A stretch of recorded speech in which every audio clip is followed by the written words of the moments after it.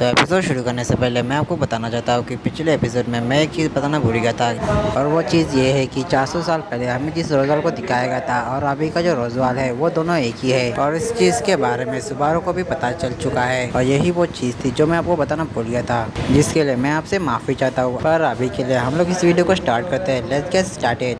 तो एपिसोड की शुरुआत में हमें रोजवाल को दिखाया जाता है जिसके सीने में काफी ज्यादा दर्द हो रहा होता है। तभी उसके पीछे एक रीना आ जाती है जिसे देख के जो रोजवाल होता है वो ब्लश करने लगता है। रोजवाल जो होता है उससे पूछने वाला होता है कि आखिर वो कौन है, पर उससे पहले जो एकिना होती है वो रोजवाल के पास आती है और उससे किस करती है। उसके बाद जो रोजवाल होता है वो उल्टी कर देता है। लगता है एकिना ने ब्रश नहीं किया था। रोजवाल उससे कहता है कि आखिर ये क्या था। एकिना कहती है कि तुमने अपने माना को कभी तक कंप्रेस करके रखा था, मैंने बस उसे रिलीफ कर दिया। और जो रोजवाल होता है वो कुछ भी समझ नहीं पाता। एकिना बताते कि उससे काफी ज्यादा रेड डिजीज हुई थी। मुझे इस चीज के बारे में इसलिए पता है क्योंकि ये डिजीज मुझे भी हुई थी और इस डिजीज के बारे में काफी कम लोगों को भी पता है और मैं नहीं चाहती थी कि तुम इस डिजीज से मरो। और ये बात सुनने के बाद जो रोजर होता है वो इमोशनल हो जाता है और रोने लगता है क्योंकि आज तक उसे कोई भी समझ नहीं पाया था और ये पहली बार था किसी ने उसे समझा है। तभी जो एग्रीना होती है वो रोजल को गले लगा के उसे शांत कराती है। और फिर में अगले सीन में पता चलता है कि जो रोजल होता है ये सारी कहानी जो होता है वो बैटरीज और उजुमियर को बता रहा होता है। बैटरीज कहती है कि कितनी बकवास कहानी है, तुम्हें ये कहानी किसी को नहीं बतानी चाहिए जिससे मदर को काम करने में प्रॉब्लम हो सके। रोजवाल कहता है कि पर फिर भी एक ने उस दिन जो भी कहा था मुझे उस दिन का एक एक शब्द याद है और वो मेरे लिए काफी ज्यादा स्पेशल भी है। तभी रुजुमिया कहती है कि मैं रोजो समा की फीलिंग को समझ सकती हूँ क्योंकि एकरीना सामा ने मुझे भी बचाया था। तभी रोजवाल कहता है कि अगर एकरीना सामा ने उस दिन मुझे बचाया नहीं होता तो मैं यहाँ पे ना होता, ना ही मैं अपने फादर की लेगेसी चला पाता।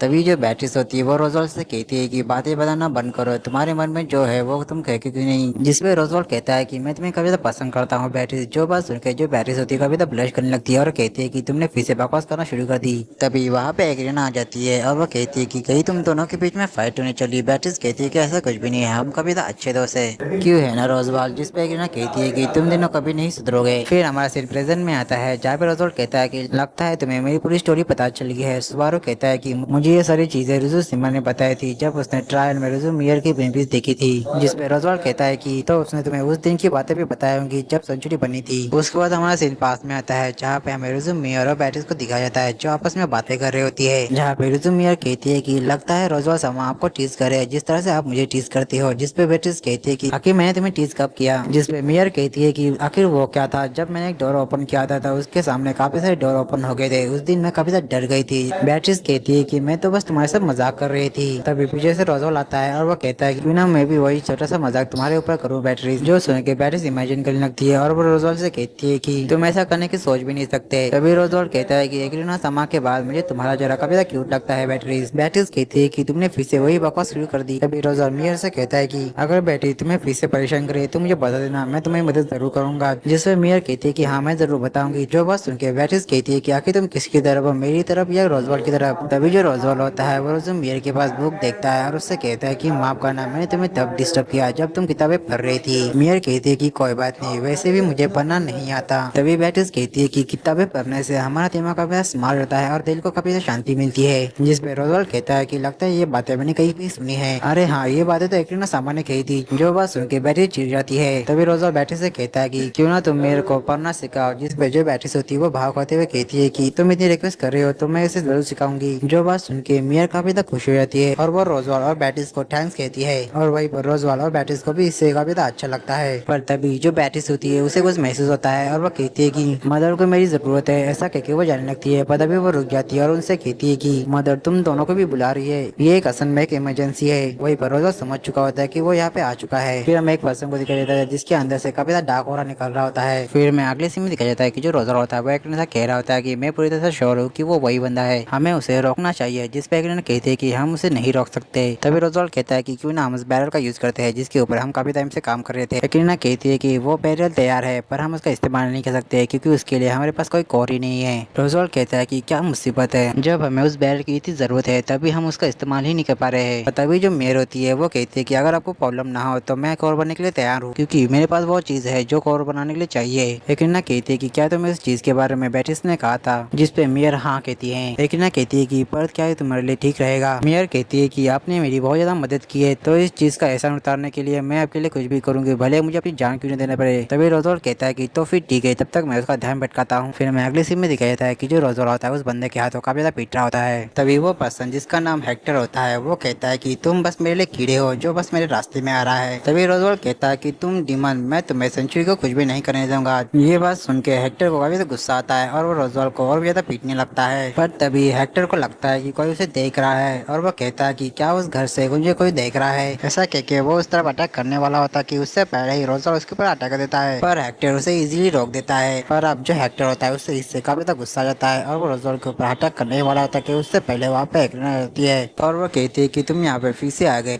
हेक्टर कहता है कि तुम्हारे इस लड़के ने मेरा काफी ज्यादा टाइम वेस्ट किया है और देखा जाए तो तुम पिछली बार से कम खूबसूरत दिख रही हो। फिर हमारा शीन शिवरोगे में मेरे को दिखा जाता है जिसके पास बैटरी आती है और वो कहती है कि हमारे पास टाइम नहीं है, हमें ऐसे जाना होगा। फिर हमें देखने को मिलता है कि वो दोनों सेंचुरी के कोर के पास जाते हैं। बैटिस बताती है कि मदर ने असली तुम्हें यहाँ पे लाने के लिए कहा था। मेयर जो होती है वो बैटिस को थैंक्स कहती है और रोने लगती है। बैटरीज कहती है कि तुम इतना अजीब बर्ताव क्यों कर रही हो। मेयर कहती है कि माफ करना, मेरे आंख में बस थोड़ी सी धूल चली गई थी। उसके बाद वो आगे बताती है कि सेंचुरी के बैरल के लिए एक और की जरूरत थी और वो और मैं हूँ। पर जो बैटिस होती है वो समझ नहीं पाती। रुजू बताती है कि सेंचुरी को बचाने के लिए मुझे इस क्रिस्टल के अंदर ट्रैप होकर एक और बनना पड़ेगा, जिसकी वजह से सेंचुरी का बैरल एक्टिवेट हो जाएगा और सेंचुरी बच जाएगी। जिस पे बैटिस कहते हैं कि तुम पागल हो क्या, हम कोई दूसरा रास्ता भी निकाल सकते हैं। मेयर कहती है कि इसका कोई भी फायदा नहीं है, इसे हराने का कोई दूसरा रास्ता नहीं है। बैटिस कहती है कि मैं और मदर मिलकर उसको हरा देंगे। मेयर कहती है कि उसे कोई भी नहीं हरा पाएगा, मुझे अब सेंचुरी का बैरल बनना ही होगा। वही जो बैटिस होती है उसे ये चीज बिल्कुल भी अच्छी नहीं लगती और उसके बाद हमें देखने को मिलता है कि जो मेयर होती है वो सेंचुरी का कोर बन जाती है। और फिर हमारा सीन प्रेजेंट में आता है जहाँ पे सुबारू कह रहा होता है कि इसी तरह से मेयर जो थी वो कोर बन गई थी सेंचुरी की।